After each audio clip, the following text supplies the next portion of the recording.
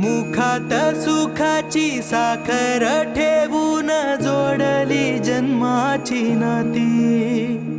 रामाच्या रूपात जपला माणूस मारुती रायाची छाती। वाघाची लीलानी कपाळी टिळा तू जेड अंधारासाठी।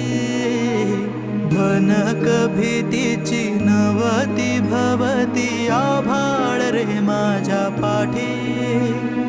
देऊन किनारा मनाच्या होडीचा सारंग हर